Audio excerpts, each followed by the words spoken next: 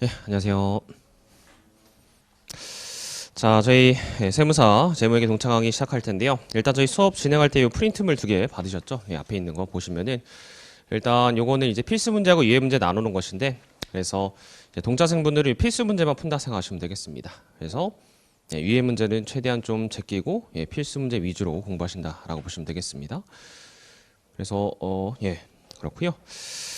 그 다음에 저희 동창의 필기노트 이거 뭐냐면 저희가 그 수업 시간에 할 그 판서, 이 판서를 거의 대부분 모아놓은 프린트물인데요. 이 녀석을 저희가 이제 그 태블릿 PC로 수강하신 분들은 굿노트 어플로 제가 그 강의에 올려드릴 거예요.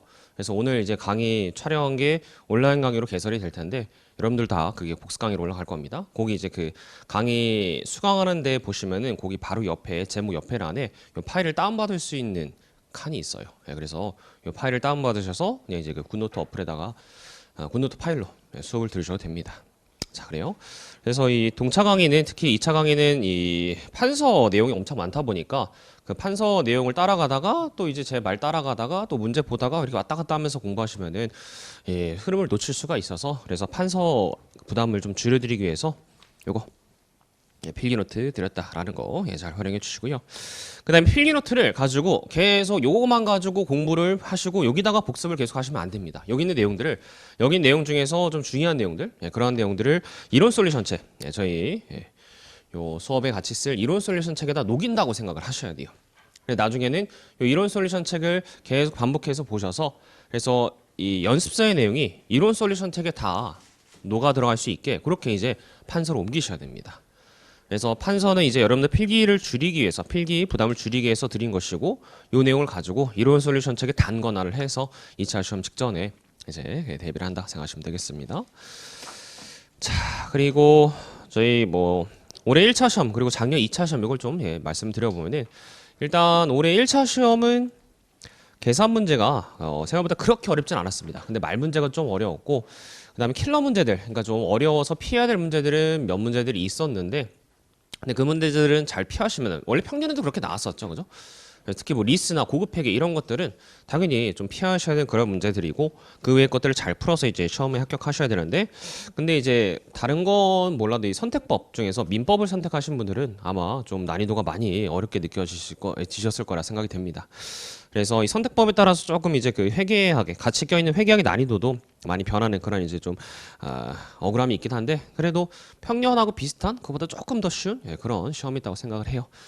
그래서 1차 시험 치르시느라 고생 많으셨고 아마 회계학에 대해서는 크게 이견이 없는 한 그냥 뭐 평이하게 뭐 까락률도 평년하고 비슷하고 이렇게 해서 진행될 것 같습니다. 근데 제가 좀 말씀드리고 싶은 것은 작년 2차 시험인데요. 작년 2차 시험은 좀 그래요.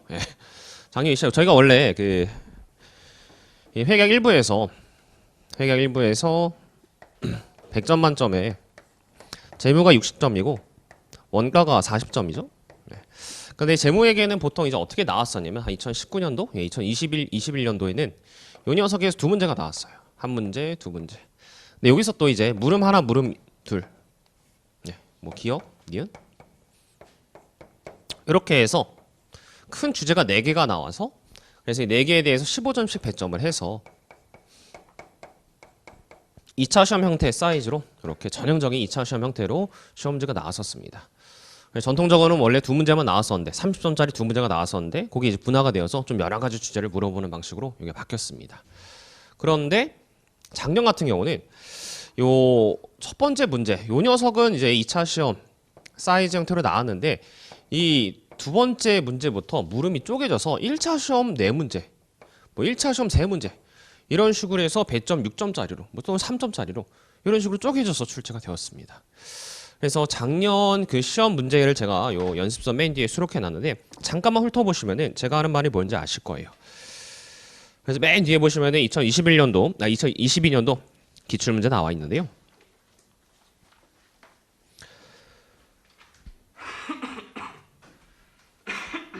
일단 문제 1번, 문제 2번 이렇게 두 문제가 있고 문제 1번의 물음 1번과 문제 2번의 물음 1번은 그래도 2차 시험 형태의 문제입니다. 사이즈도 적당하고 그리고 물어보는 주제도 딱 2차 시험용 문제다라는 느낌이 들어요. 근데 문제 1번과 2번에 물음 2, 3, 4번. 예, 물음 2, 3, 4번들 보시면은 얘네들은 그냥 1차 시험용 문제입니다. 예, 1차 시험용 문제에서 보기만 조금, 예, 물어보는 물음만 조금 분화한 것일 뿐이지 딱 1차 시험용 문제 자료, 예, 사이즈 그걸 갖다 덕지덕지 누더기로 붙여놔서 여러 가지 것들을 억지로 물어보기 위한 그런 문제들이었어요. 그래서 저희가 이제 요 2차 수업을 진행할 때 이 전형적인 2차 시험에 대비해서 2차 시험 문제 대비해서 수업을 진행해야 될 거냐 아니면 이러한 문제들까지 대비해야 될 거냐를 좀 고민해 봐야 되는데 이러한 내용들은 저희가 1차 시험에서 다 이미 공부하셨던 내용들입니다.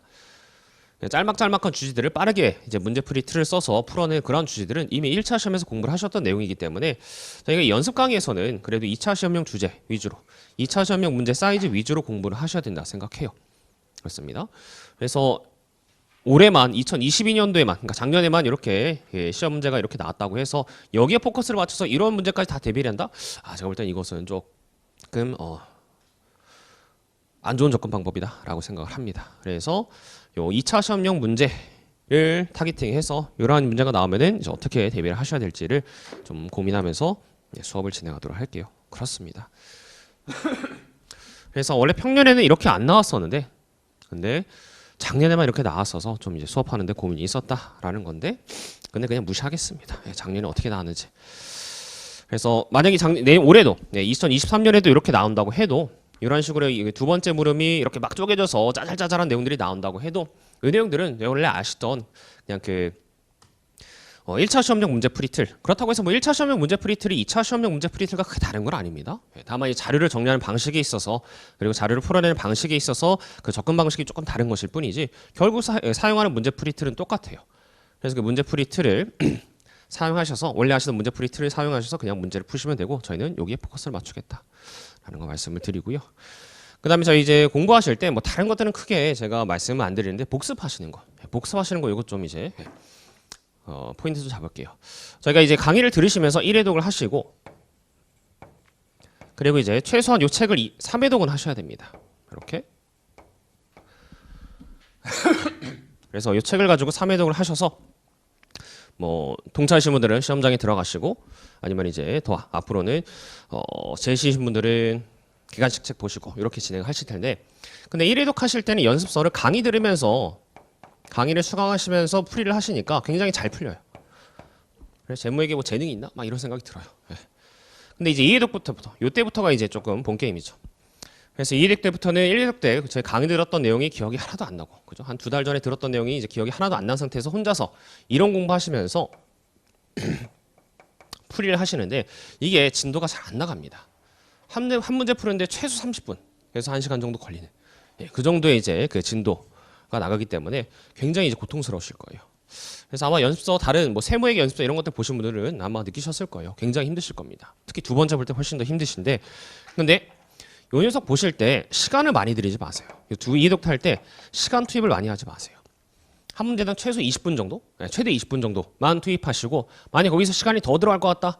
도저히 이 문제에서 물어보는 게 뭔지 모르겠다. 접근 방법이 잘 기억이 안 난다. 그러면은 그냥 바로 답을 보세요. 그래서 답을 보신 다음에 답 보고 베끼는 연습만 해 주셔도 충분히 공부는 됩니다. 왜냐면 저희가 뭐 재무회계도 마찬가지고 다른 과목도 마찬가지지만 요 세무사 시험, 뭐 회계사 시험 다 뭐 자격증 시험이 그렇습니다. 뭐 여러분들의 창의력을 테스트하는 게 아니에요. 새로운 문제에 대해서 그런 응용력, 원래 여러분들의 기본기를 테스트하는 게 아니라 어떤 문제를 주고 이거 풀어봤냐 아니냐 풀어봤으면은 맞는 거고 안 풀어봤으면 기억이 안 나면 틀린 거다 이런 이제 암기력 테스트를 하는 거기 때문에 여러분들이 이 문제를 붙잡고 있으면서 여러분들의 창의력을 기른다고 해서 또는 뭐 기본 실력을 기른다고 해서 아무 의미가 없습니다. 뭐 그래서 고등학교 때 수학 정석 같은 거 풀 때는 계속 그 정석 문제 풀고 그 붙잡고 있으면서 계속 끙끙대면은 자기 실력이 올라가고 수학 실력이 올라가는데 그런데 이 자격증 시험에서 그럴 필요가 전혀 없다라는 겁니다. 그렇게 해도 실력이 안 오르고 그리고 그렇게 오른 실력을 물어보는 시험도 아니에요. 그래서 그냥 시간 들이지 마시고 다 베끼는 연습 하시면 됩니다. 다만 답을 보고 그걸 갖다가 연습장에 안 보고 베끼는 안 보고 나서 이제 옮겨 적는 답을 보고 암기해서 바로 옮겨 적는 연습은 해보셔야 됩니다. 그래서 2득도 이렇게 하시고 그 다음에 3득 때부터는 이제 뭘 하시면 되느냐 이론을 안 보고 그냥 풀이만 하는 연습을 하셔야 돼요. 그래서 최대한 이론을 안 보고 풀이를 하셔야 됩니다. 왜냐면 여기서부터는 그래도 좀 문제가 기억이 나요. 문제 기억이 나는데 근데 여기서 이론 내용을 보고 문제풀이를 한다? 그럼 다 보고 문제풀이하는 거 똑같습니다. 최대한 꾸역꾸역 이것도 이론 보지 않고 문제풀이를 해서 내가 아무것도 모르는 상태에서 풀이를 했을 때 그 접근 방법을 다시 한번 생각해 보셔야 돼요. 그래서 회독이 늘어가면 늘어갈수록 여러분들이 이제 그 문제풀이 실력이 올라갈 텐데 근데 이론을 보고 문제를 푸시면은 그게 자기 실력인 줄 아시는 분들 계세요. 연습서 잘 풀린다. 뭐 이제 그 객관식 잘 풀린다. 그래서 회독을 갖다 여기서부터 막 4회도, 5회도, 6회도 갖다 막 순식간에 하시는 분들이 계신데 근데 이론을 보고 문제풀이 하면 그것은 자기 실력이 아닙니다. 시험장에 들어가기 직전에 여러분들이 그 이론서를 하나하나 꼼꼼히 보고 시험장에 들어가는 게 아니죠. 그렇기 때문에 여기서부터는 이론을 보지 않고 풀이를 하면서 또 역시 마찬가지로 시간 들이지 마시고 또 답을 베껴 적고 그다음에 여기서는 이제 뭘 하셔야 되느냐 풀이하면서 틀린 내용을 요 이론 솔루션 책에 단거나 하는 연습을 하셔야 돼요. 그 전까지는 모든 걸 다 틀리기 때문에 단거나 이게 쉽지가 않습니다. 근데 요 3회독 때부터는 당연히 이론 솔루션 책에 이제 틀린 내용들을 단거나 하는 연습을 하셔서 그래서 3회독을 하시면 되겠다.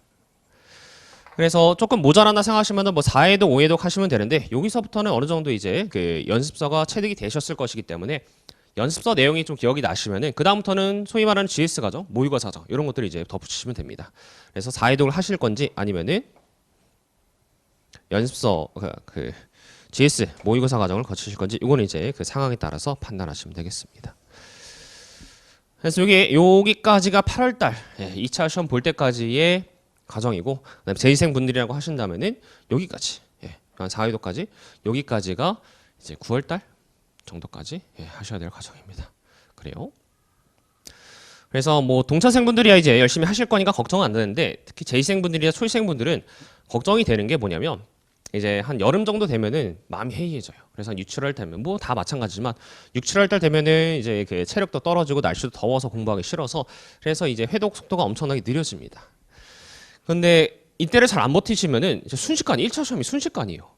1차 시험이 내년 5월인데 내년 5월인데 이제 그 12월 달부터 본격적으로 객관식 공부를 하셔야 되는데 근데 그 12월 전에 회계, 원가, 그다음에 세법 이걸 갖다 연습서를 끝내놓고 플러스 그다음에 저희 뭐 재정학 같은 거 이런 것들 조금 해놓지 않으면은 12월 달부터 객관식까지 들어가는 과정에서 이 연습서하고 충돌이 일어나서 연습서 회독대로 못 돌리고 그리고 객관식은 객관식대로 못 하고 이러한 이 상황이 발생할 수 있습니다.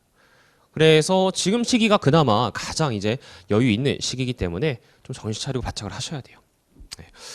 그래서 특히 재시생분들은 제가 강력하게 말씀을 드립니다. 놀고 있을 때가 아니다. 지금 여유가 없습니다. 생각보다. 그죠? 자, 그래요. 그래서 이 연습서를 보시는 게 굉장히 생각보다 시간이 오래 잡아먹는 일이다 보니까 여유 있게 하다 보면은 순식간에 진짜 겨울 되고 순식간에 객관식 보셔야 됩니다. 그죠? 특히 뭐 재무회계는 대충 보시면 되는데 세무회계는 그렇게 할 수가 없죠. 그죠? 세무회계는 열심히 하셔야 되기 때문에 그 세무회계를 위해서라도 좀 긴장감을 바짝 조이시길 바라겠습니다. 어쨌든 요 정도 오리엔테이션 하고요. 그 다음에 저희가 이제 연습서에는 수익 파트부터 등장하는데 요 수익 파트의 내용을 배우시기 전에 요 재무회계 전반에 걸쳐서 제가 수업 시간에 이제 쓰는 여러 가지 개념들이 있습니다. 그 개념들을 미리 좀 설명드리고 그리고 나서 본격적으로 수업을 진행하도록 할게요. 그래서 저희가 그 어딜 보실 거냐면 이론 솔루션 책에 1장의 개념 책에 있는데요.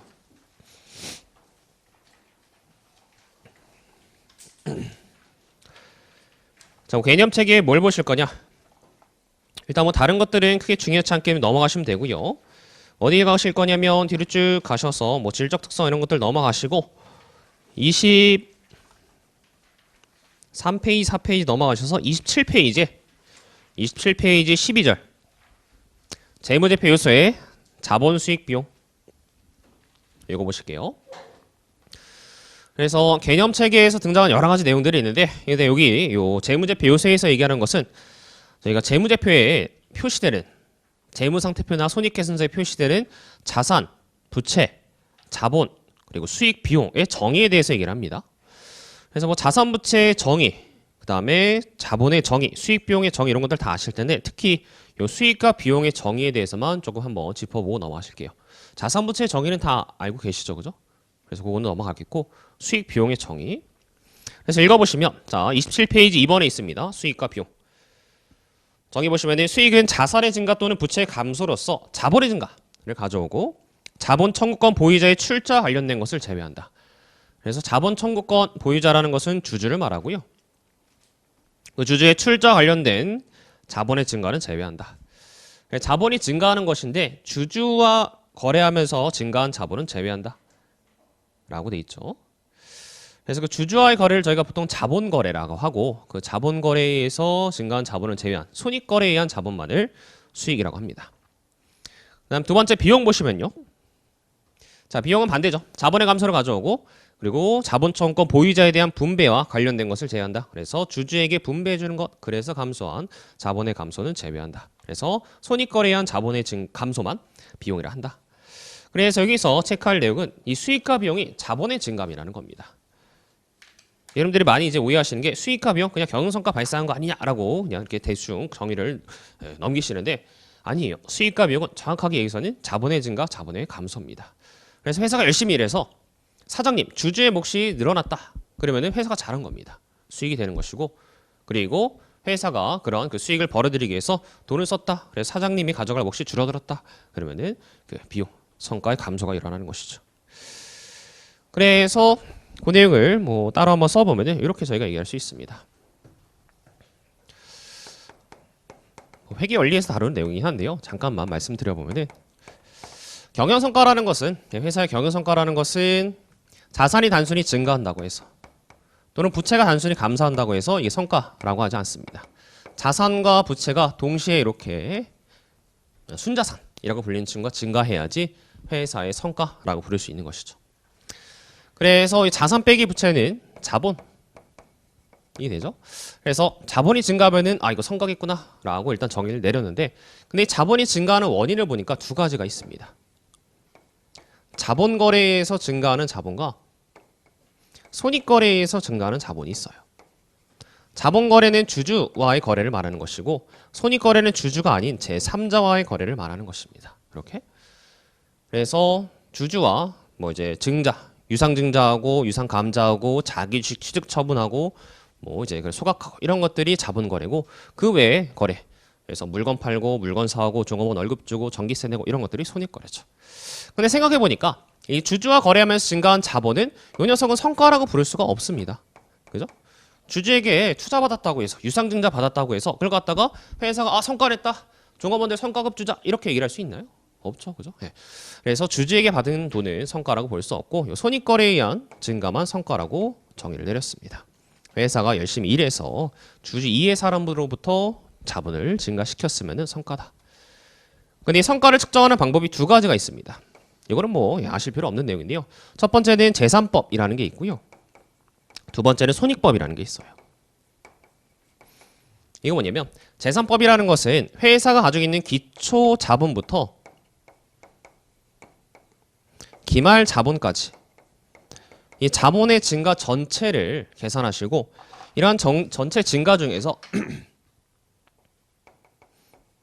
자본 거래에 의한 증가를 제외해서 전체 자본 증가 중에서 자본 거래 때문에 증가한 자본을 떼어내서 그래서 나머지 증가한 부분이 바로 성과다. 이렇게 계산하는 게 바로 재산법이라는 방법입니다. 근데 이 방법을 통해서 계산하게 되면은 이 자본의 증가, 성과가 왜 발생했는지 그 내용을 알 수가 없어요. 그래서 예를 들어서 기초 자본이 100원이었고 기말 자본이 300원인데 주주가 55만큼 투자해서 그래서 증가한 자본이 50원이다. 그러면은 손익거래에서 발생한 자본의 증가가 200원 중에서 50원을 차감한 150원인데 이 150원이 왜 발생했는지 알 수 없다라는 겁니다. 그죠? 그래서 이렇게 통째로 재산법으로 계산하면은 그 구성 내역 금액을 알 수 없기 때문에 이 거래별로 다 하나하나 추적해서 손익거래에서 자본이 증가하면은 수익이라고 손익거래에서 자본이 감소하면은 비용이라고 이름 붙여서 그 안에 세부적으로 물건 팔아서 발생한 자본의 증가면은 매출액, 이자 받아서 증가한 자본의 증가면 이자 수익, 임대료 수익, 이런 뭐 감가상각비, 급여 이런 식으로 해서 개별적인 하나하나 발생 원인별로 그 수익과 비용을 분석한 게 바로 손익법에 의한 성과의 표시 방법입니다. 그래서 결국 말씀드리고 싶은 것은 수익과 비용이라는 건 다른 게 아니라 수익과 비용은 자본의 증가, 자본의 감소다라는 거예요. 그죠? 그래서 저희가 나중에 결국 뭘 배우게 되냐면 이렇게 손익거래에서 발생한 자본의 증가인 손익을 결국 자본으로 마감을 시키는 거죠. 마감하는 절차를 이렇게 밝게 되죠. 마감을 합니다. 그래서 1년 동안의 회계 처리가 끝나면은 당기 순이익은 이익잉여금 으로 이렇게 그 다음에 손익이 하나 더 있죠. 기타 포괄손익은 기타 포괄손익 누계이라는 자본으로. 그래서 당기순이익은 이익잉여금, 기타 포괄손익은 이렇게 OCI라고 쓰고 그 다음 기타 포괄손익 누계액은 AOCI라고 쓸게요. A를 붙여서 그래서 이렇게 자본으로 대체라는 절차를 밟는다. 마감을 시킵니다. 그래서 뭐 여기서 한 가지 더 언급을 해보면 이 기타 포괄손익으로 인식한 누계액을 이익잉여금으로 직접 이렇게 대체할 수도 있고 그 다음에 이 녀석을 이렇게 재분류 조정을 통해서 이익잉여금에 넣을 수도 있죠. 그래서 이러한 회계 처리들 저희가 유형자산의 재평가잉여금이나 아니면 FB, OCI 금융산의 평가손익 이런 것들에 대해서 배우시게 될 겁니다. 어쨌든 이런 손익이 누적되면은 자본이 되는 이유 원래 손익 자체가 자본의 변동이었기 때문에 자본이었기 때문에 마감을 시키는 것이다. 자 그렇습니다. 그래서 수익과 비용의 정의 이렇게 말씀드렸고요. 그래서 하나만 더 만약에 문제에서 그 이익잉여금에 미치는 영향이 얼마냐 또는 뭐 자본 총기에 미치는 영향이 얼마냐를 물어보면은 이 손익도 답하셔야 됩니다. 그래서 저희가 이제 2차 시험, 뭐 1차 시험도 마찬가지예요. 특히 이제 주식 선택권 문제나 아니면은 그 복합금융상품 전환사채 문제에서 자본 총기에 미치는 영향이 얼마냐 아니면은 이익잉여금 미치는 영향이 얼마냐 이런 것들을 물어볼 텐데 이 손익에 의해서 발생한 자본에 미치는 영향도 답을 하셔야 됩니다. 그죠? 그래서 단기 손익과 기타 포괄손익에 의해서 자본이 변동하는 것도 같이 포함해서 답을 하셔야 된다. 왜냐? 자본이기 때문에. 자, 그래요. 저런 것들 말씀드릴 수 있겠고요. 그 다음에 자 어디로 가시면 되냐면 바로 다음 페이지.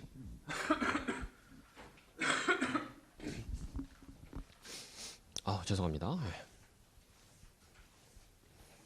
자 거기 28페이지로 하셔서 28페이지로 가셔서 자 재무제표의 인식 보도록 하실게요.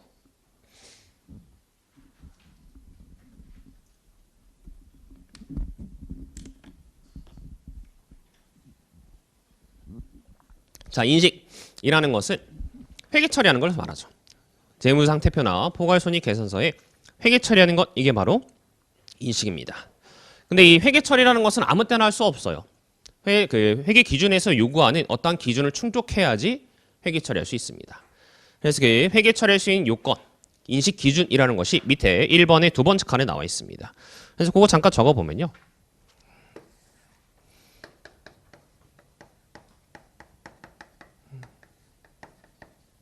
일단 자산부채의 정의를 충족해야 되고요. 그 다음 두 번째는 유용한 정보를 제공해야 됩니다.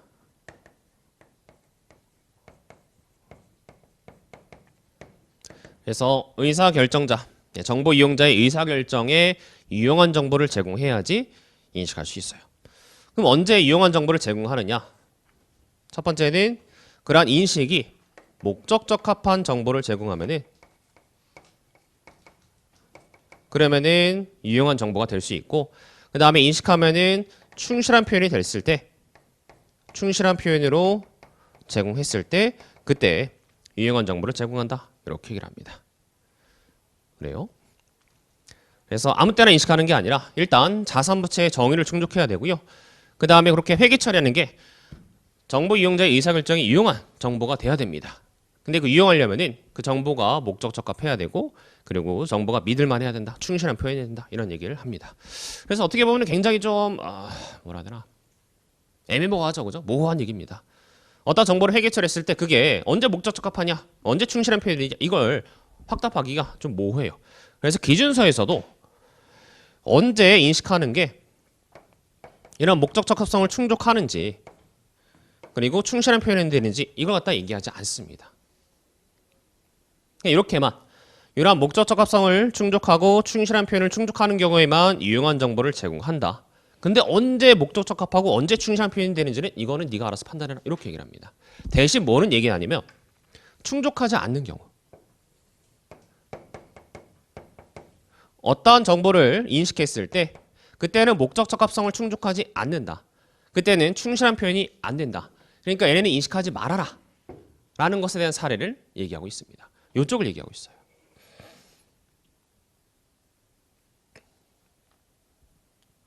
그래서 이런 거죠. 제가 제 수업 들으면은 합격합니다. 이렇게 얘기하면 조금 예, 위험 부담이 있죠. 그죠? 제 수업 들으면 무조건 합격합니다. 이렇게 얘기하는 조금 위험 부담이 있으니까 뭘 해야지 말아야지 합격할 수 있는지. 술 마시면 안 되고, 예, 그다음에 담배 피면 안 되고, 뭐가 있을까요? 예, 놀면 안 되고, 늦잠 자면 안 되고, 뭐 어쨌든 여러 가지 것들 이런 것들을 안 하시면은 합격할 수 있습니다라는 것을 통해서 그래서 뭘 해야 되는지에 대한 그런 이제 그 좀 뉘앙스를 보수적으로 말씀드리는 게 바로 이 개념 체계의 스탠스라고 보시면 되겠습니다.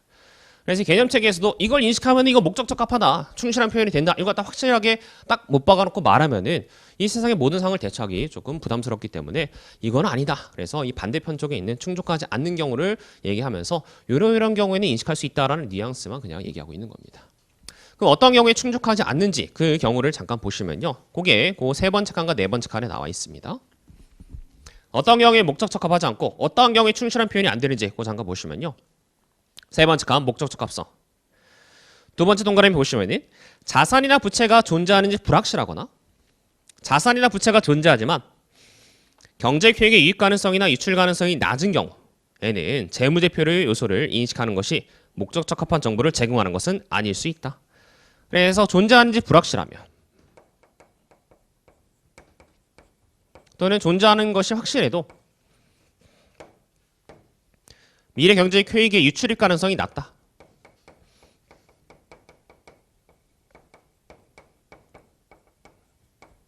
그러면은 이러한 자산 부채를 인식하는 것이 목적 적합하지 않다라는 겁니다.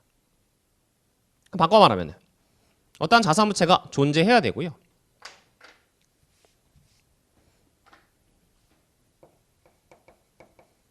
그 다음에 그 자산 부채와 관련된 미래 경제 계획의 유출입 가능성이 높으면 그러면은 얘는 이러한 자산 부채를 인식하는 것이 목적 적합하다라고 유추할 수 있는 것이죠. 그죠? 그래서 목적 적합하지 않은 경우를 통해서 목적 적합한 경우를 유추할 수 있습니다. 그래서 이 내용에 대해서 말씀을 드려보면은 일단 존재하는지 불확실하다. 이거 뭐냐면 자산 부채의 정의를 충족하지 않는다라는 겁니다. 자산 부채가 존재하지 않는다. 그 얘기는 어떤 항목이 자산 부채의 정의를 충족하지 않는다라는 거예요. 그렇다는 얘기는 반대로 바꿔 말하면은 존재한다는 얘기는 어떠한 자산 부채가 정의를 충족하는 항목이다 라는 것을 얘기하는 거고요. 그 다음 두 번째, 효익의 유출일 가능성이라는 것은 돈을 말합니다. 효익은 돈이에요. 그죠? 그래서 회사에 유입되는 뭐 자원 같은 걸 말하는 것인데, 근데 그런 자원의 유입, 유출, 들어오거나 나갈 가능성이 높다. 자산 때문에 돈을 벌 수 있는 가능성 또는 부채 때문에 돈을 쓸 가능성이 높다라고 한다면은 그러면은 목적 적합하다. 인식하는 것이 목적 적합하다라고 얘기를 하는 것이죠. 그래서 간단합니다. 어떤 자산 부채가 있고 존재하고 자산 때문에 돈을 벌거나 자산 때문에 부채 때문에 돈을 쓸 가능성이 높으면은 그러한 자산 부채는 회계처라는 것이 목적 적합하다. 이렇게 단순하게 얘기하면 되는데 이쪽을 얘기해서 조금 한번 꼬아서 서술하고 있다. 자, 다음 두 번째. 충실한 표현 보시면요.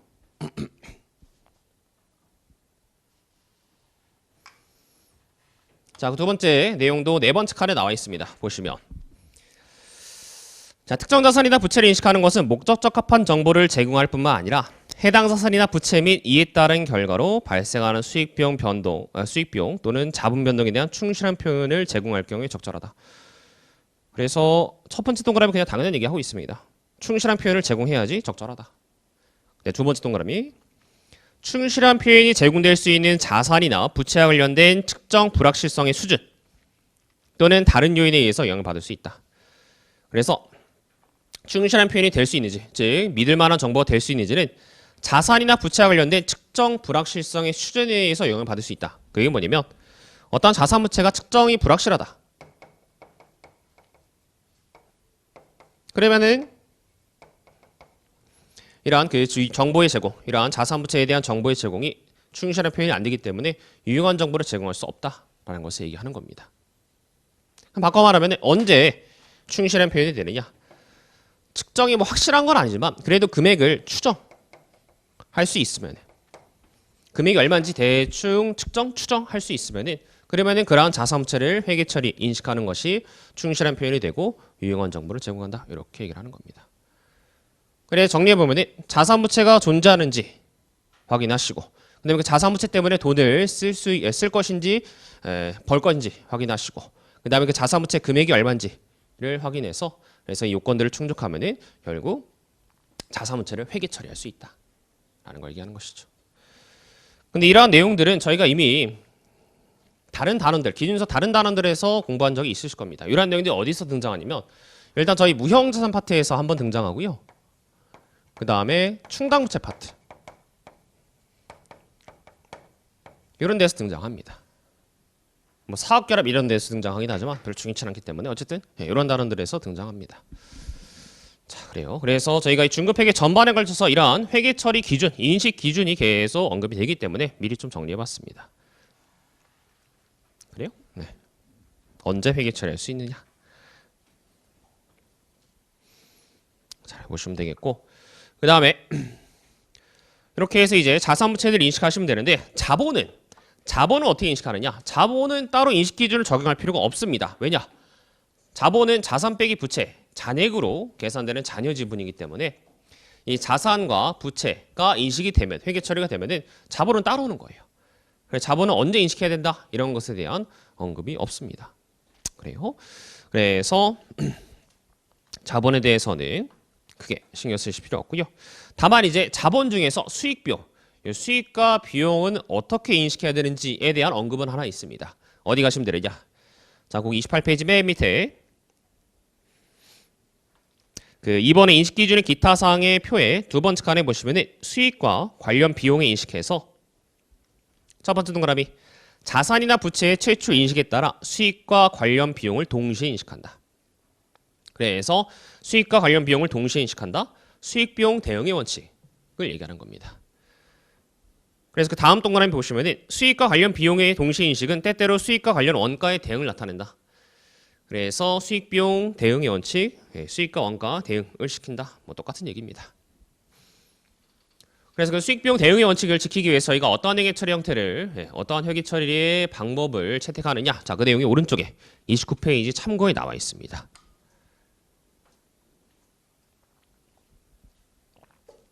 자, 여러 단원에서 이 수익 비용 대응을 시키기 위해서 노력을 하는데요. 일단 동그라미 1번의 직접적인 관련성. 이거 뭐냐면 자, 읽어볼게요. 매출원가 가치에 관련된 수익에 대응해서 같은 기간의 비용을 인식하는 것은 직접 대응이라 한다. 이 경우 발생된 원가와 특정 수익 항목의 가득 간에 존재하는 직접적인 관련성을 기준으로 포괄손익 계산서에 인식한다라고 나와 있습니다. 그래서 수익을 인식할 때 직접 관련되는 원가를 비용을 인식한다라는 겁니다. 그래서 밑에 보시면은 이제 그림이 나와 있는데 이거를 뭐 예를 들어 설명드려보면은 중요한 건 아닙니다. 그냥 상식으로 보시면 돼요.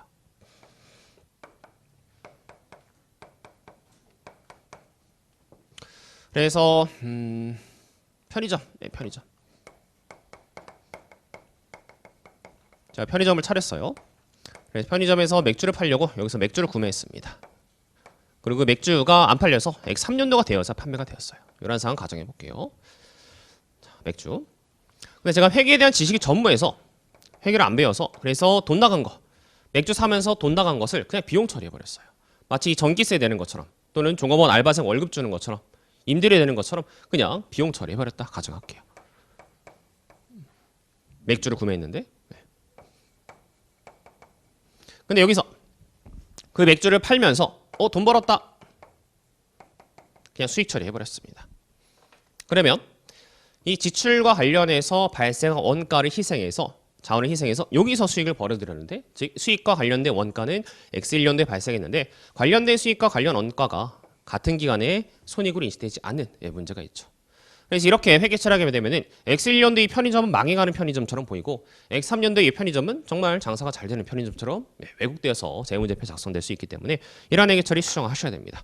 그래서 어떻게 하느냐? 관련된 원가를 자산으로 쟁여 놓으시고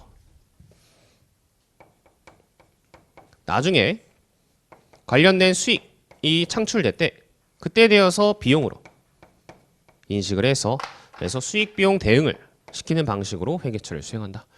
그래서 이러한 자산 중에 가장 대표적인 게 재고자산이죠. 그죠? 재고자산을 구매했을 때 자산으로 쟁여놨다가 나중에 관련된 수익을 창출시킬 때, 그래서 자산을 판매할 때 그때 대해서 비용을 인식하는 것은 이 수익 비용 대응을 시키기 위해서입니다. 그래요? 그래서 이렇게 관련된 원가를 이렇게 자산으로 쟁여놓는 이 회계처리는 여러 단원에서 등장합니다. 그래서 재고산도 그렇고 건설계약도 그렇고 그다음에 수익 파트에서도 수익 파트에서도 뭐 계약 이행원가 자산, 계약 체결 증분원가 자산 이런 것들이 등장합니다. 그래서 보편적인 회계처리다라는 거 알아두시면 되겠고요. 그래서 그 그림이 그 밑에 있습니다. 한번 보시면 돼요. 그래서 거기다가 재고자산 매출원가 하나 적어주세요. 자산은 재고자산이고요. 이 녀석은 매출원가라고 보시면 되겠습니다.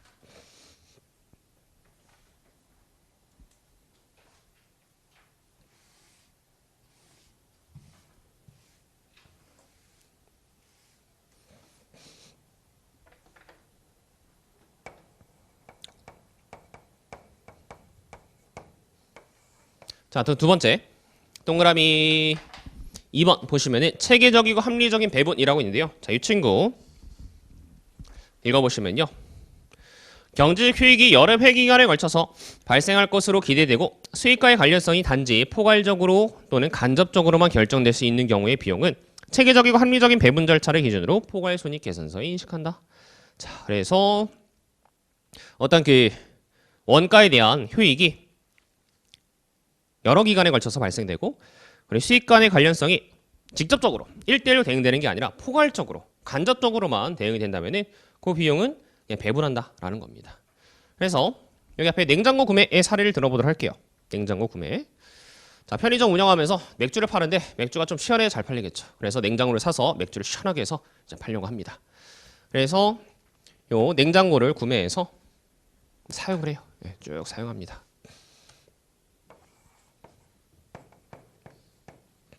근데 아무 생각 없이 또 제가 회계를 안 배워서 못 배운 놈이어서 이 구매하면서 냉장고에 대한 지출액 원가를 다 비용 처리한다. 이렇게.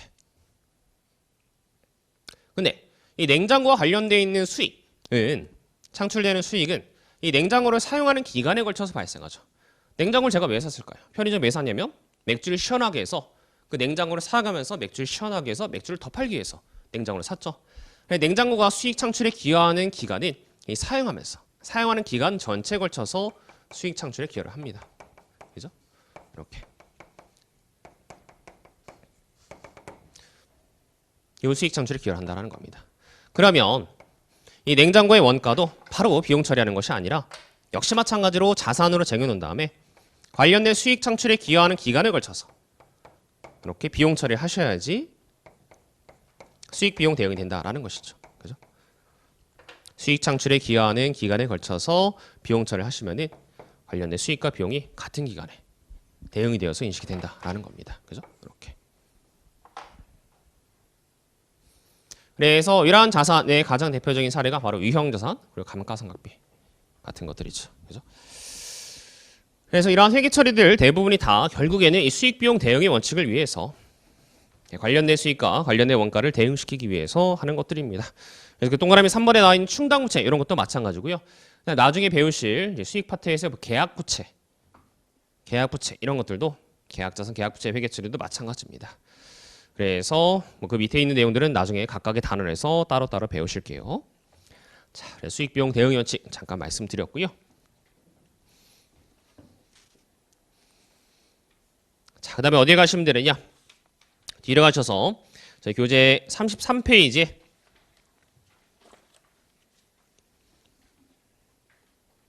재무제표요소의 측정 보시겠습니다. 재무제표요소의 측정.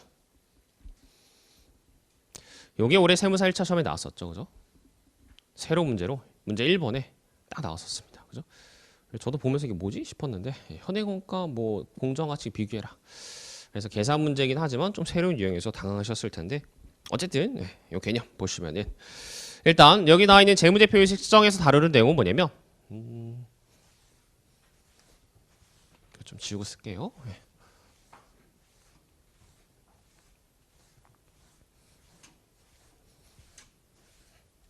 자, 저희가 어떤 자산과 부채만입니다. 또 자본은 아니고 자산과 부채를 재무제표에 회계 처리할 때 그때 어떤 금액을 쓸 것이냐. 그 금액의 측정치가 바로 이 재무제표 측정에서 다루는 내용입니다. 그래서 어떠한 자산부채 금액이라고 해도 여러 가지 방법으로 측정을 할 수 있어요. 내가 살 때 주는 돈, 내가 팔 때 받는 돈 이런 식으로 해서 그 자산부채의 금액을 측정할 수 있다.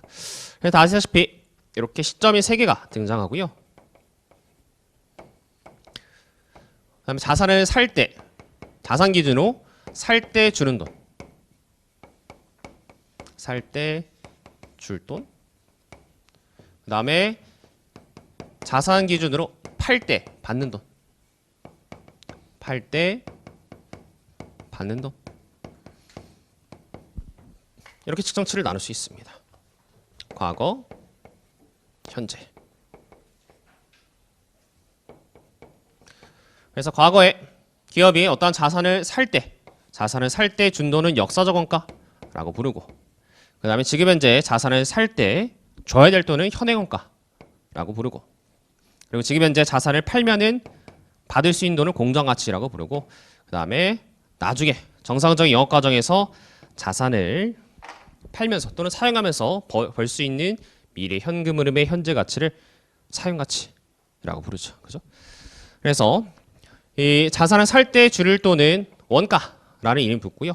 그다음에 자산을 팔 때 받는 돈은 가치라는 이름이 붙습니다. 그죠? 코스트냐 밸류냐 뭐 그 차이가 있는 것이죠. 그다음에 이제 이 각각의 항목들에 대해서 몇 가지 특징을 체크해 보면은 뭐 이론적인 내용은 저희가 보실 필요 없고 얘네들이 어디서 등장하느냐 그거 좀 말씀드릴게요. 일단 역사적 원가는 뭐 워낙 여러 군데 쓰기 때문에 별도로 말씀드릴 필요는 없을 것 같고, 이 현행 원가 2차 시험용 주제에서 이 현행 원가 등장하는 것은 딱 한 가지입니다. 원재료의 적합도 평가. 원재료 적합도 평가할 때 이 현행 대체 원가라는 걸 씁니다. 대체 원가라고 해서 원재료 적합도 평가 시.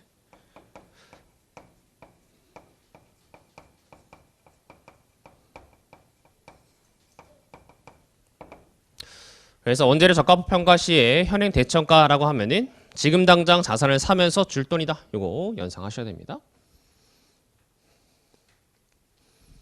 그다음에 공정가치. 이 공정가치도 워낙 이제 많이 쓰이기 때문에 뭐 유형산의 재평가 모형, 금융산의 평가 모형 이런 것들 다 공정가치 쓰기 때문에 더 크게 어디 쓰인다 말씀드릴 필요는 없을 것 같고요. 그다음에 사용가치. 사용가치는 유형자산의 회수 가능에 계산하실 때 그때 사용가치를 사용하죠. 그죠? 유형산의 회수 가능에 계산하실 때. 다만 여기서 한 가지 더 체크할 점은 뭐냐면 유형산의 회수 가능에 계산할 때뿐만 아니라 저희가 재고 자산에 대해서 순실현 가능 가치 계산할 때 이 순실현 가능 가치의 실현 가능 가치가 사용 가치의 개념이 동일하게 적용됩니다. 재고산의 적합도 평가할 때 저희가 순실현 가능 가치라는 걸 쓰죠. 근데 여기서 실현 가능 가치라는 게 뭐냐면 자산을 팔면서 받는 돈에서 추가 부대 원가 같은 걸 차감한 게 바로 실현 가능 가치입니다. 근데 그 실현 가능 가치의 개념이 사용 가치에서 얘기하는 개념과 똑같습니다. 내가 어떤 자산을 사용하면서 자산을 정상적인 영업 과정에서 사용하면서 벌 수 있는 금액, 이게 바로 사용 가치이기 때문에 순실현 가능 가치의 개념과 동일하다. 자, 그래서 뭐 이 정도 생각하시면 되겠고요. 다만 이걸 왜 말씀드렸냐면 이 표를 왜 그랬냐면 연습 때문에 그랬습니다. 공정 가치. 이 공정 가치가 중요하다 보니까 이 공정 가치 개념을 한번 정리해 보기 위해서 이 표를 그려봤어요. 그래서 어디 가시면 되냐면 바로 뒤에 34페이지 17절 공정가치 측정 요거 보시면 됩니다. 17절에 공정가치 측정.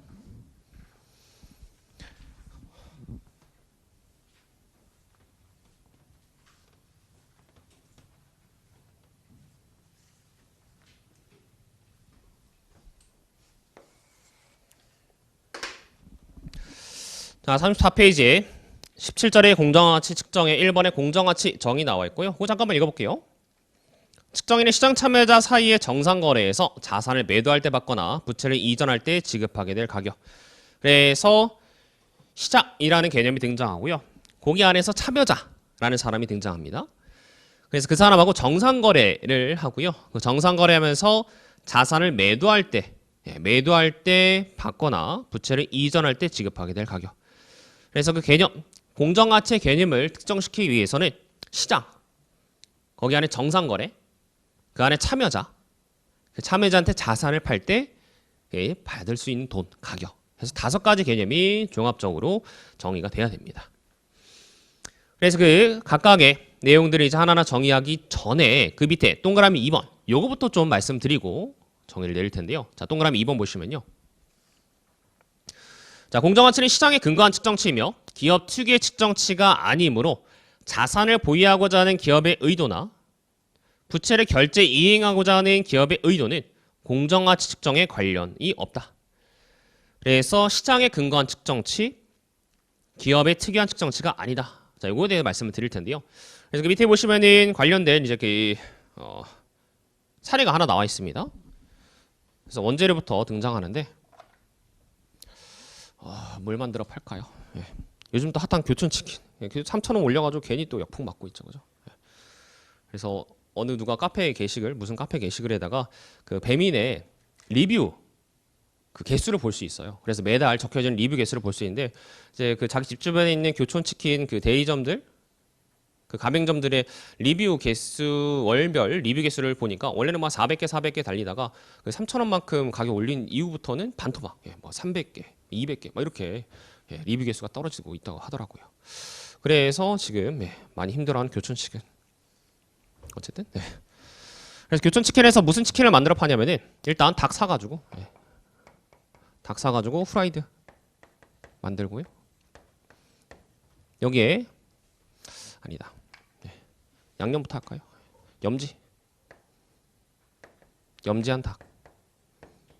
그 다음에 후라이드. 그 다음에 뭐 반반 콤보. 이거 가져가 볼게요. 그래서 생닭을 사서 여기서 이제 소금이랑 후추 같은 거 양념을 해서 그래서 원가 가공을 하고 그다음에 여기서 이제 기름 그다음에 열 같은 거 투입을 해서 튀겨서 후라이드 치킨 만들고 그다음에 여기 이제 원가 추가로 양념 같은 거 붓으로 열심히 발라서 그래서 반반 콤보를 만든다. 그래서 이 녀석을 이제 2만 원에 판매한다. 가정해 볼게.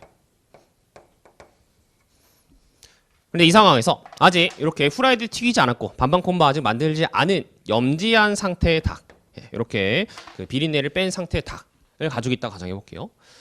그래서 이 닭을 가지고 있는데 이 닭의 가치를 교촌치킨 대리점에서 얼마로 생각하고 있을 것이냐 그거 좀 생각해 볼게요. 지금 냉장고에 염지한 닭이 쭉 쌓여 있는데 이 닭의 가치가 얼마일 것이냐 생각해 보시면은 지금 닭에다가 3,000원만큼 기름 투입해서 후라이드 만들고 5,000원만큼 양념 투입해서 반반 콤보를 만들어서 2만 원에 팔 수 있는 염지한 닭이기 때문에 저 염지한 닭의 가치는 12,000원이라 생각할 겁니다. 그죠? 8,000원 더 쓰면은 2만 원을 나에게 벌어다 줘요. 그럼 그 자산의 가치는 12,000원이라고 생각할 거예요. 그 12,000원 2만 원에서 3,000원 빼고 5,000원 빼서 그래서 순수하게 내가 벌 수 있는 현금 흐름의 12,000원의 금액을 저희가 뭐라고 부르느냐 실현 가능 가치 또는 더 큰 범주에서는 사용 가치라고 부릅니다. 그래서 이 실현 가능 가치, 사용 가치라는 것은 회사가 이 자산을 가지고 어떻게 영업 활동을 해서 얼마만큼의 돈을 벌 수 있을지의 여부에 따라서 즉 회사의 의도나 영업 형태에 따라서 달라질 수 있어요.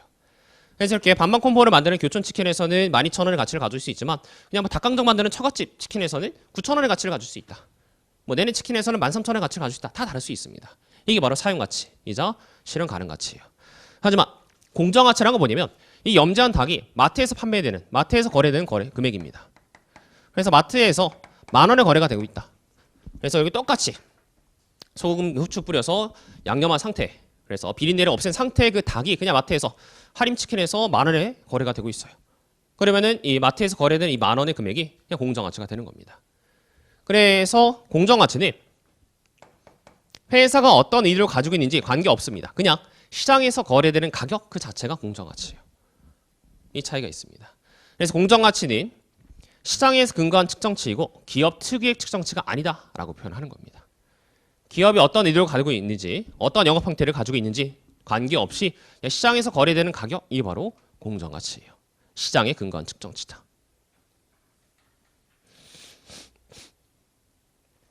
그렇습니다. 네. 그래서 그 내용이 어디 잠깐 나와 있냐면 잠깐 앞으로 가보시면 3페이지에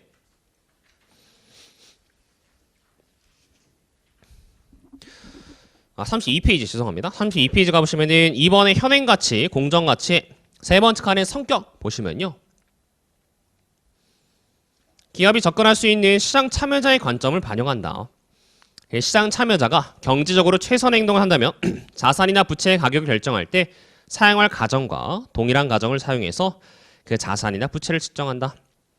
그래서 시장에서 거래되는 그 가격을 알기 위해서 시장에 참여하는 사람들의 입장에서의 가치를 판단합니다. 근데 그 시장에 참여하는 사람들은 어떠한 행동을 한다고 가정하냐면 그 자산을 제일 잘 써서 제일 아껴 써서 제일 높은 값을 쳐주는 사람이 시장 참여자라고 가정을 합니다. 반면에 오른쪽 가셔서 33페이지 3번의 현행가치의 사용가치 보시면요. 세 번째 칸의 성격 시장 참여자의 가정보다는 기업 특유의 가정을 반영합니다. 그래서 회사가 어떠한 형태로 그 자산을 활용할 것인지 이런 것들을 따진다라는 것이죠. 그래서 두 번째 동그라미 보시면 일부 경우에서 실무에서 시장 참여자가 사용할 가정과 기업이 자체적으로 사용 가정과는 차이가 거의 없을 것이다 라고 나와있는데 이건 중요치 않네요. 두 번째 동그라미 안 보셔도 되겠네요. 그래서 없을 수도 있는데 근데 시장 참여자의 공정가치보다는 자기 회사의 상을 더 반영한다. 이게 바로 실현 가능 가치, 사용 가치입니다. 그래서 말씀드리고 싶은 게 뭐냐면 여기서 이제 그래서 이걸 왜 말씀드렸냐면 회사가 어떤 특이한 가공 없이 그냥 바로바로 시장에 갖다 팔 수 있는 자산들은 공정가치 측정을 합니다. 가장 대표적인 게 금융자산이죠. 주식, 사채 이런 건 뭔가 회사가 자기 맘대로 뭔가 만들어서 뭐 가공을 해서 튀겨서 파나요? 아니죠. 그냥 시장에 갖다 팔죠. 그죠? 클릭 한 번 하면 바로 팔 수 있습니다. 그래서 바로바로 판매할 수 있는 자산이나 공정가치 측정을 해요. 주식, 그 다음에 저희 그 투자 부동산, 그죠? 그 다음에 생물자산 이런 것들. 별도의 가공 없이 바로바로 팔 수 있는 것들은 공정가치 측정하지만 무언가 가공이 필요하다. 그래서 재고자산 같은 경우에는 그 재고자산 이제 추가적인 가공을 해서 팔아야 되거나 또는 유형자산 같은 경우에는 손상이 발생했다고 한다면은 그 자산을 뜯어내서 해체한 다음에 그 다음에 팔아야 되죠. 그래서 그 유형산도 그 회사의 상황에 따라서 달라질 수 있기 때문에 추가적인 가공이 필요하기 때문에 이 사용가치, 실현 가능 가치를 씁니다. 그래서 각각의 상황에 따라 쓰는 측정치가 왜 다른지에 대해서 조금 언급해 보려고 이렇게 비교해서 말씀드려봤습니다. 자, 그렇고요. 그 다음에 마지막으로 하나 더 이것만 하고 저희 쉬도록 할게요. 자, 뒤에 34페이지로 가셔서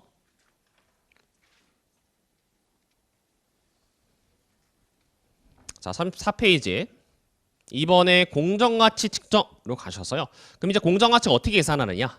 말씀드린 것처럼 시장이 어떤 시장인지 판단하셔야 되고 그 다음에 거래는 어떤 거래인지 시장 참여자는 어떤 사람인지 그 다음에 자산의 속성은 어떤지 그리고 그렇게 자산을 팔면서 받는 가격은 얼마나 되는지 까지 보셔야 되는데 저희는 맨 마지막에 가격만 볼 겁니다.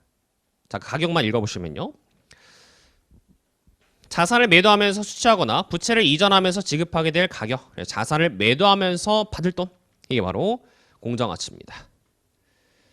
그래서 공정가치는 직접관측 또는 가치평가 기법을 이용해서 추정할 수 있는데 보통 직접관측한다고 보시면 되겠고요. 그 다음에 세 번째, 거래원가는 가격에서 조정하지 않으나 운송원가는 가격에서 조정한다. 이게 중요합니다.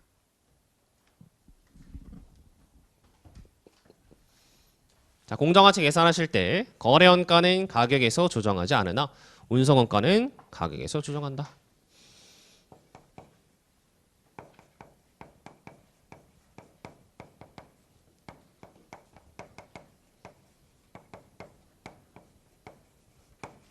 그래서 어떠한 자산을 팔면서 받을 수 있는 금액에는 추가적인 부대 원가들이 들어갑니다.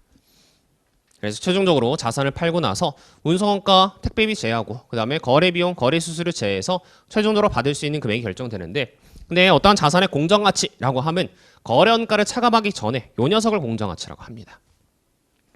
이 거래원가까지 차감한 후의 금액은 뭐라고 부르냐면 이 녀석은 순공정가치라고 부르죠. 그죠? 그럼 어떤 자산의 공정가치를 계산할 때 이 거래원가는 왜 빼는데 운송원가는 왜 포함시키느냐에 대해서 말씀드려보면 일단 거래원가는 자산의 가치를 나타내는 지출이 아니에요. 거래 형태에 따라서 달라질 뿐이기 때문에 이 거래원가가 많이 발생한다고 해서 또는 거래원가가 적게 발생한다고 해서 자산의 가치가 더 적거나 높은 게 아닙니다. 그죠? 그래서 예를 들어서 제가 아파트를 팔아요. 집을 가지고 있는데 집을 팔려고 합니다. 근데 그 집을 판매할 때 공인중개사분을 껴서 판매를 해야 되죠. 근데 어떤 공인중개사분은 굉장히 이제 그 잘해주셔서 수수료가 조금 높아요. 근데 어떤 공인중개사분은 그냥 대충 팔아가지고 그래서 뭐 이제 그 구매할 사람은 알아보는 등 많은 등 그냥 네이버에 띄고 올려놓고 그냥 전화도 안 받고 그런다. 그래서 수수료율이 좀 낮다. 근데 그렇게 수수료율이 높다고 해서 또는 낮다고 해서 제가 가지고 있는 아파트의 가치가 높아지거나 떨어지는 게 아니죠. 그죠? 그래서 그 거래 형태에 따라서 자산의 가치가 달라지는 게 아니기 때문에 이 거래원가는 공정가치 계산할 때 제외합니다. 공정가치는 자산의 가치가 포함되어야 돼요. 하지만 운송원가는 왜 포함시키느냐? 이거에 대해서 좀 말씀드려야 될 텐데 운송원가는 다른 게 아니라 우리가 거래하려고 하는 시장까지 가기 위한 운송원가라고 보시면 됩니다. 우리가 거래를 시키기 위해서 가는 시장까지 가는 운송원가라고 보시면 돼요. 그래서 뭘 생각해 보시면 되냐면 석유 생각해 보시면 됩니다. 석유가 이 앞에 있는 주유소에 있는 석유하고 그다음 저기 사우디아라비아에 지하에 묻혀 있는 석유하고 그 두 녀의 가치가 어떻게 다를까? 당연히 다르겠죠. 그죠? 이 사우디아라비아에 있는 그 석유는 캐가지고 배 타고 가다가 뭐 소말리아 해적 만나서 투닥투닥 거리다가 또 와가지고 배가 가라앉니 많니 막 해서 우리나라 와가지고 주유소에 가야지 그 가치가 거래가 될 수 있는데 근데 주유소에 있는 석유는 그냥 바로 거래가 될 수 있죠. 그죠? 그래서 그 운송원가는 자산의 상태, 자산의 위치, 이런 자산의 속성을 나타내주는 요소 중에 하나이기 때문에 공정가치 계산할 때 반영합니다. 그래서 운송비가 더 많이 들어갈수록 자산의 가치는 낮아지는 것이죠. 그죠? 시장에서 거래하기까지 운송비가 많이 들면 많이 들수록 자산의 가치는 낮아지는 것이기 때문에 그 공정가치 계산할 때 반영합니다. 자, 그래요. 그래서 이런 요소들 체크하시면 되겠고, 네, 저희 시험에서는 보통 순공정 가치가 많이 등장하죠, 그죠? 순공정 가치. 그래서 투자 부동산이나 생물자산이나 또 순공정 가치로 측정하는 게 뭐가 있었죠? 매각 예정 비유동자산 이런 것들, 네, 이 정도. 네, 기억이 안 나네요. 그다음에 이 정도 하면 되겠습니다. 자, 그래서 이렇게 측정한다라는 거 말씀드렸고요. 그다음에 그 뒤에 나와 있는 내용들은 뭐 안 보셔도 됩니다. 1장 다른 내용들 그리고 2장의 내용도 안 보셔도 돼요. 쭉 넘어가시면 되겠습니다. 그래서 예전에는 제가 이제 세무사 그 2차 시험에 말문제 대비해서 이제 뭐 개념 체계에 있는 내용들을 조금 꼼꼼하게 수업을 했었는데 이제는 어떻게 이 말문제가 개념 체계 내용으로 안 비벼지죠. 그죠? 예전에는 어떤 말문제 나오면 대충 질적 특성 쓰면은 어떻게 좀 부분 점수를 딸 수 있었는데 이제 교수님들이 그걸 간파하셔서 그래서 질적 특성으로 비빌 수 있을 만한 말문제를 안 내십니다. 그죠? 그래서 그 기준서에서 어떤 요건들 따박따박 이제 써야 되는 그런 항목들을 시험 문제 내시기 때문에 어떤 뭐 이유를 설명하고 질적 특성으로 대충 비빌 수 있는 그런 내용들이 안 나와서 그래서 이제 그 1장과 2장은 수업을 하진 않겠습니다.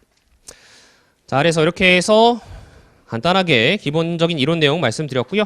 그다음 잠시 쉬었다가 끊고 쉬었다가 수익 파트 보도록 하실게요. 잠시 쉬었다 하겠습니다.